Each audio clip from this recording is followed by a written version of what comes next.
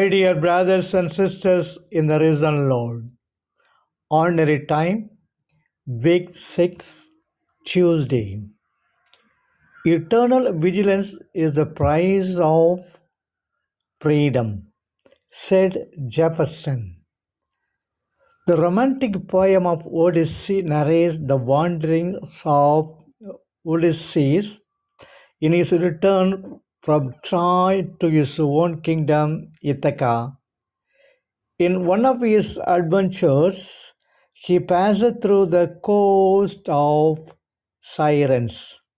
The Sirens were sea nymphs who had the power of charming by their song all who heard them, so that the unhappy mariners were irresistibly impelled to cast themselves into the sea to their destruction.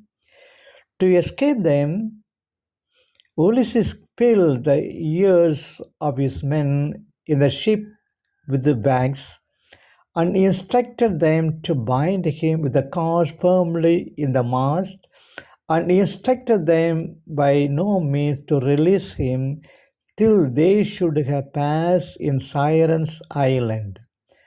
As they approached the Sirens' Island, the sea was calm, and over the waters came the notes of music so ravishing and attractive that Ulysses struggled to get loose, and by cries and signs to his men begged to be released.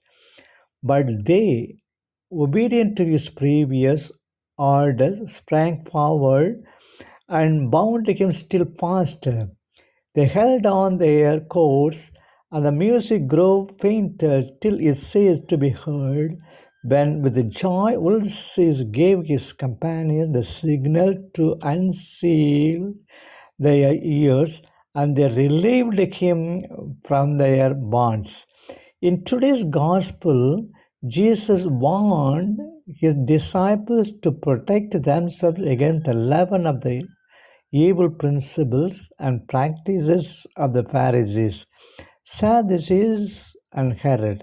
Like the leaven, they were soaring, swelling, and spreading.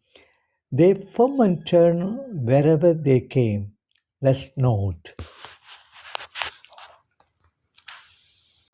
1. Jesus warned against the yeast of the Pharisees. The Pharisees were a lot which clung to the meaningless tradition of the elders. In their foolishness, they believed that they would be saved if they followed the ceremonies and the traditions of their forefathers. As much as they loved their tradition, they hated Jesus and his words and works. They were a hypocritical lot which honored God with their lips, but bared their hearts away from him. They were a lot which believed in the signs and wonders and even demanded a sign from Jesus. They were a mischievous lot which questioned Jesus in order to entrap him. Their foolishness, their hatred, their hypocrisy, their unbelief, and their mischief were the leaven which Jesus warned his disciples. Jesus warned against the yeast of Herod. That is the second point. In Matthew, Jesus warned against the yeast of the Sadducees as well.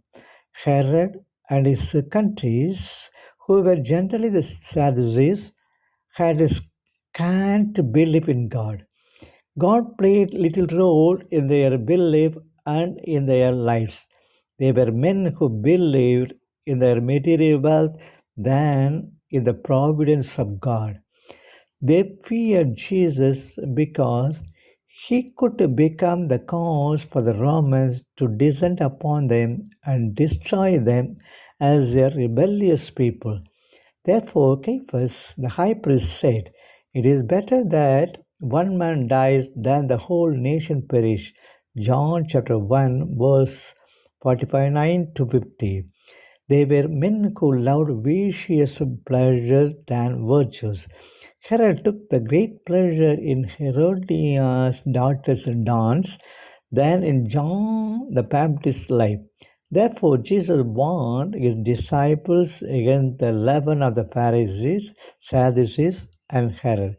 They were all men who prescribed themselves from God's offer of salvation.